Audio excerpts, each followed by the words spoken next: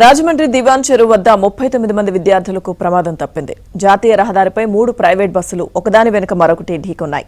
ముందు వెళ్తున్న బస్సుకు ఆవు అడ్డం రావడంతో డ్రైవర్ సడన్ బ్రేక్ వేయడంతో ఈ ప్రమాదం జరిగింది. తెలంగాణకు చెందిన విద్యార్థులు విహారయాత్ర ముగించుకుని విశాఖ నుంచి తిరిగి వెళ్తుండగా ఈ ప్రమాదం జరిగింది. ఘటనలో గాయపడ్డ వారిని హాస్పిటల్కు తరలించి చికిత్స అందిస్తున్నారు.